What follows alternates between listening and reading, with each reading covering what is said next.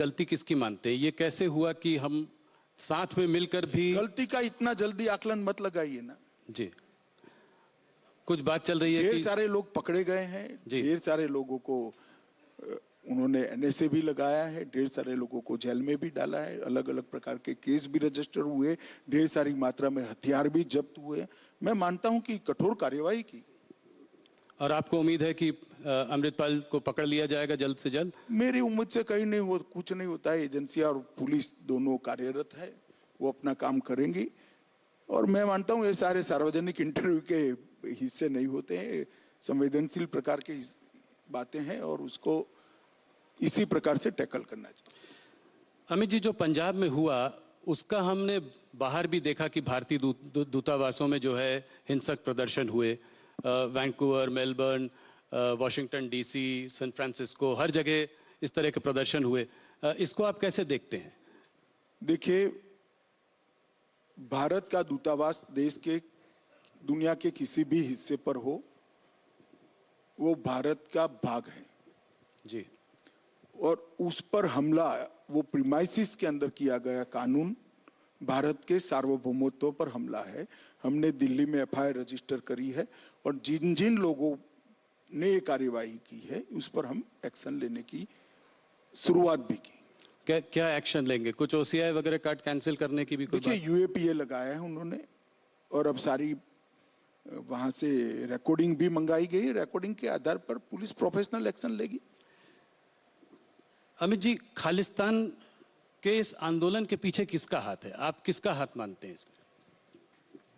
कई सारे वर्षों से 90 के दशक से चल रहा है। अब किसका हाथ है ऐसा पिन पॉइंटेड कहना तो बड़ी दिक्कत है, परंतु मैं मानता हूं कि इस देश के हर हिस्से में रहने वाले सिख भाई, सिख नागरिक, पंजाब में भी रहने वाले ज्यादातर सिख भाई बहन ये मानते हैं कि भारत के साथ रहना चाहिए और भारत के प्रति निष्ठा से हर क्षेत्र में उन्होंने योगदान किया और विशेषकर सुरक्षा के क्षेत्र में, आंतरिक सुरक्षा के क्षेत्र में जितना बलिदान सिख भाइयों ने दिया है, सिख जवानों ने दिया है, शायद देश के किसी हिस्से ने नहीं, और हर भारतीय को इस पर गर्व है। अमित जी, एक दूसरे मुद्दे की ओर जाता हूं। हाल में जुडिशरी से सरकार के टकराव का एक माहौल बना हुआ है। हमारे वाइस प्रेसिडेंट धनखड़ जी और रिजिजू जी जजेस के अपॉइंटमेंट की प्रोसेस को लेकर उन्होंने गंभीर सवाल उठाए हैं। उधर सुप्रीम कोर्ट ने कई बार जजेस के अपॉइंटमेंट के मामले में रिकमेंडेशंस की अनदेखी की है। इसको देखिए जुडिशरी, मैं समझ गया आपके, आप ये कोई टकराव वकराव नहीं है, सब अपने अपने एक ओपिनियन देते हैं भाई, इसको टकराव का स्वरूप मत दे दो। नरेंद्र मोदी सरकार जुडिशरी से किसी भी प्रकार का टकराव कर ही नहीं सकती, किसी भी सरकार ने नहीं करना चाहिए। दोनों का संविधान सम्मत काम करने का अपना अपना दायरा है और सब अपने अपने दायरे में रहकर काम करना चाहिए, कर भी रहे। नहीं, एनजीएसी बिल जो है दोनों संसदों में पास हुआ था, उसके बाद भी सुप्रीम कोर्ट ने उसको अनकॉन्स्टिट्यूशनल बताया। और मैं आपसे सवाल इसलिए पूछ रहा हूं क्योंकि आपके सरकार के एक मंत्री बराबर इस मुद्दे को उठा रहे हैं, इसके बारे में बात कर रहे हैं, इसलिए मुझे लग रहा है कि ये जुडिशरी वर्सेस एग्जीक्यूटिव जो चल रहा है ये क्या हमारे देश के लिए ठीक है? हमारी सरकार के मंत्री की बात को आपने ध्यान से नहीं सुना है। आपने जिस जजमेंट का जिक्र किया कि कानून को उस जजमेंट से उलटफेर कर दिया, ऐसा नहीं है। वही जजमेंट में एक हिस्सा है कि आप जजेस अपॉइंटमेंट के लिए एक नई एसओपी बनाकर सुप्रीम कोर्ट को भेजिए, जिस पर सुप्रीम कोर्ट विचार करेगी। जी। भारत सरकार ने एक एसओपी बनाकर सुप्रीम कोर्ट को भेजी है जी, जो वहां लंबित है। किरण जी ने कहा है इस पर जल्दी विचार करना चाहिए, इसमें क्या आपत्ति है? मैं नहीं मानता है कोई टकराव की बात है, मगर अब आप जो आपकी स्पर्धा होती है, टीवी ज्यादा कौन देखे इसकी, और कुछ भी कहते हैं, अब हम क्या कर सकते हैं भाई इसको।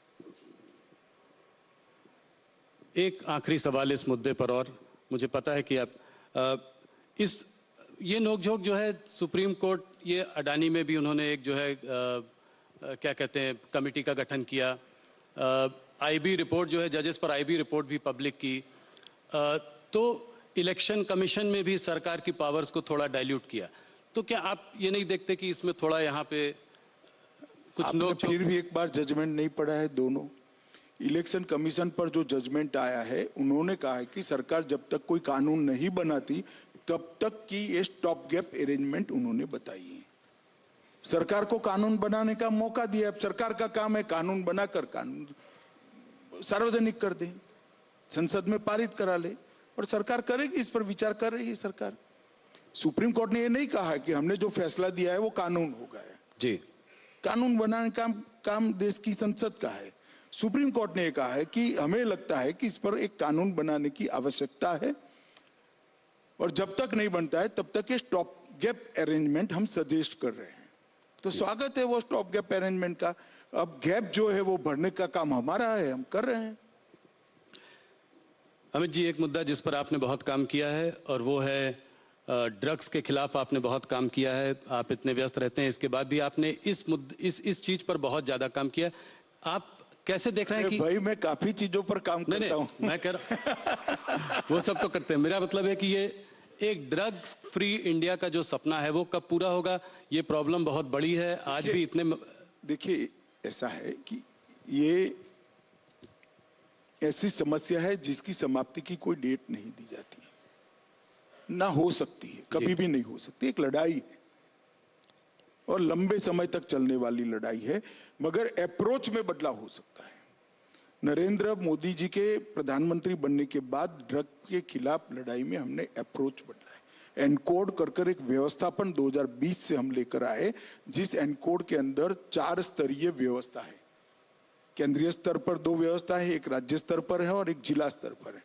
और एक सिर्फ पहले पुलिस और रेवेन्यू डिपार्टमेंट इसके खिलाफ लड़ते, अब होल ऑफ गवर्नमेंट अप्रोच के साथ हेल्थ डिपार्टमेंट, फार्मास्यूटिकल डिपार्टमेंट, इसके साथ समाज कल्याण विभाग, जेल, home ministry, revenue ministry, finance ministry और बॉर्डर सिक्योरिटी, तो नेवी, कोस्ट गार्ड, ये सारे सब इकट्ठा होकर इसके खिलाफ लड़े। वो व्यवस्था का नाम है एनकोड व्यवस्था, जो 2020 से हम लेकर आए, और इसके कारण ड्रामेटिक परिवर्तन आंकड़ों में आया है जी। मैं आपको बताता हूं, पहले 9 साल में 630 करोड़ का ड्रग पकड़ा गया था, और ये 9 साल में 22,000 करोड़ का ड्रग पकड़ा गया है। देश की जनता को भी शायद मालूम है, हर 3 महीना अपने हाथ से मैं ड्रग जलाता हूं जी, और 3 साल से जलाता हूं। 22,000 करोड़ रुपए का ड्रग। इसका मतलब ये नहीं ड्रग ज्यादा आने लगा है, इसका मतलब है ड्रग ज्यादा पकड़ा जाता है। हमने तंत्र को कठोरता के साथ काम करने की सूचनाएं दी है। और पहले ड्रग के खिलाफ जो केस होते हैं उसमें केस का अप्रोच होता था। एक आदमी ड्रग के साथ पकड़ा जाता है तो केस रजिस्टर कर लेते थे, संतुष्टि होती थी। अब ऐसा नहीं होता है, टॉप टू बॉटम और बॉटम टू टॉप अप्रोच लिया है। एक आदमी ड्रग के साथ पकड़ा जाता है तो वो कहां से लाया, वहां से लेकर देश में कहां से आया, वहां तक इन्वेस्टिगेशन होता है। और देश की सरहद पर पकड़ा जाता है तो जहां से पकड़ा गया वहां से कहां पान की दुकान तक जाना था, वहां तक का इन्वेस्टिगेशन होता है जी। तो टॉप टू बॉटम और बॉटम टू टॉप इन्वेस्टिगेशन के कारण आज पूरे तंत्र पर उनकी जो सिस्टम है इस पर एक कुठाराघात करने का काम नरेंद्र मोदी सरकार ने किया है। और मैं मानता हूं कि इस लड़ाई के अंदर विशेषकर युवाओं ने जुड़ना चाहिए। ये हमारे देश की भविष्य की पीढ़ी को खोखला बनाती है, ये जाली नोटों के व्यापार को बढ़ावा देता है, ये षड्यंत्र, ये ड्रग ट्रैफिकिंग से ही टेरर फंडिंग होती है, ये हथियारों की तस्करी को भी बढ़ावा देता है और हमारे बच्चों को उनके जीवन के आनंद से गुमराह करता है। और हमारी सरकार का स्पष्ट अप्रोच है कि जिस बच्चे को ड्रग की आदत पड़ती है वो तो विक्टिम है, व्यापार करते हैं वो गुनहगार है। और दोनों के लिए हमारा अलग अलग अप्रोच है। जो विक्टिम है उसको रिहैबिलिटेशन सेंटर पर ले जाओ, और जो व्यापार कर रहे हैं उनको कभी न बाहर आ पाए इस प्रकार के कानून से जेल की सलाखों के पीछे डाला। बहुत अच्छा। आपने अभी कहा, आपने बहुत सारे